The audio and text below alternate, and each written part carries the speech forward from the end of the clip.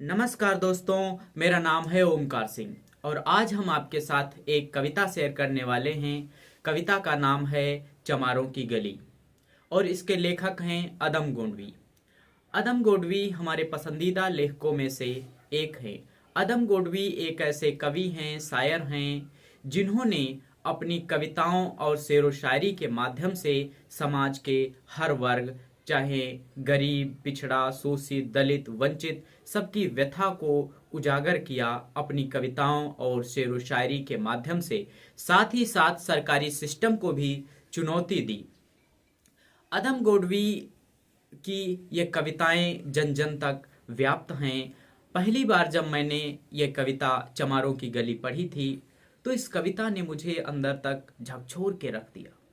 ये कविता जाति प्रथा की कड़वी सच्चाई है, जाति प्रथा की ग्राउंड रियलिटी को रूबरू कराती है। जाति प्रथा जो व्याप्त है उसकी जो बुराइयां हैं उसको दर्शाती है।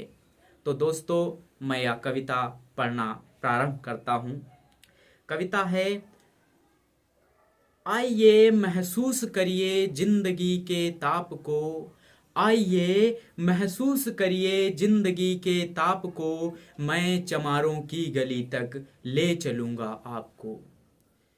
आइए महसूस करिए जिंदगी के ताप को, मैं चमारों की गली तक ले चलूंगा आपको। जिस गली में भूखमरी की यातना से ऊब कर मर गई फुलिया बिचारी एक कुएं में डूब कर, है सधी सिर पर बिनौली कंडियों की टोकरी, आ रही है सामने से हर खुआ की छोकरी। चल रही है छंद के आयाम को देती दिशा, मैं इसे कहता हूँ सरजू पार की मोनालिसा। कैसी है यह भयभीत है हिरनी सी घबराई हुई, लग रही जैसे कली बेला की कुम्हलाई हुई। कल को यह वाचाल थी पर आज कैसी मौन है, जानते हो इसकी खामोशी का कारण कौन है। थे यही सावन के दिन हरखू गया था हाट को, सो रही बूढ़ी उसारे में बिछाए खाट को।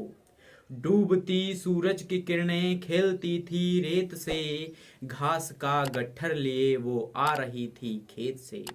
आ रही थी वह खोई हुई जज्बात में, क्या पता उसको कि कोई भेड़िया है घात में। होनी से बेखबर कृष्णा बेखबर राहों में थी, मोड़ पर घूमी तो देखा अजनबी बाहों में थी। चीख निकली भी तो होठों में ही घुट के रह गई, पहले छटपटाई फिर ढीली पड़ी फिर ढह गई। दिन तो सूरज की कछारों में था कब का ढह गया, वासना की आग में कौमार्य उसका जल गया। उस दिन ये हवेली हंस रही थी मौज में, होश में आई तो कृष्णा थी पिता की गोद में। जुड़ गई थी भीड़ जिसमें जोर था सैलाब था, जो भी था अपनी सुनाने के लिए बेताब था। जो भी था अपनी सुनाने के लिए बेताब था। बढ़ के मंगल ने कहा, काका तू कैसे मौन है, पूछ तो बेटी से आखिर वो दरिंदा कौन है। कोई हो संघर्ष से हम पांव मोड़ेंगे नहीं, कच्चा खा जाएंगे जिंदा उसको छोड़ेंगे नहीं। कैसे हो सकता है होनी कह के हम टाला करें, और ये दुश्मन बहू बेटी से मुंह काला करें। बोला कृष्णा से बहन सो जा मेरे अनुरोध से, बच नहीं सकता वो पापी मेरे प्रतिशोध से।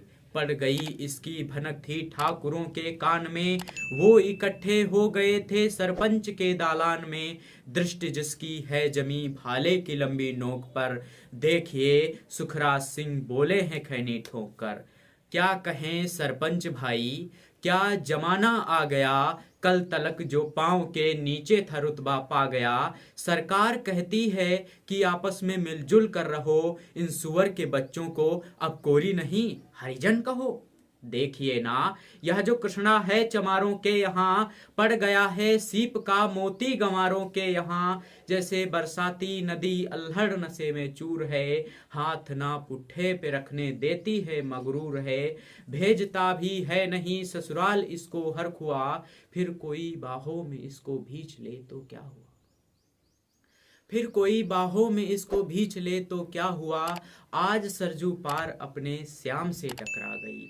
आज सरयू पार अपने श्याम से टकरा गई, जाने अनजाने लज्जत वो जिंदगी की पा गई। वो तो मंगल देखता था, बात आगे बढ़ गई, वरना वह मरदूद इन बातों को कहने से रही। जानते हैं आप मंगल एक ही मक्कार है, हर खू उसकी सहबे थाने जाने को तैयार है।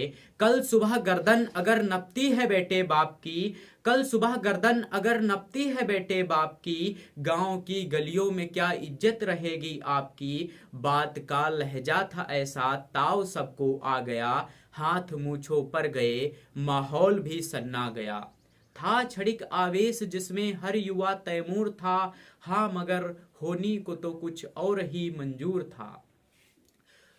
रात जो आया न अब तूफान वह पुरजोर था, भोर होते ही वहां का दृश्य बिल्कुल और था। सिर पे टोपी बेंत की लाठी संभाले हाथ में, एक दर्जन थे सिपाही ठाकुरों के साथ में।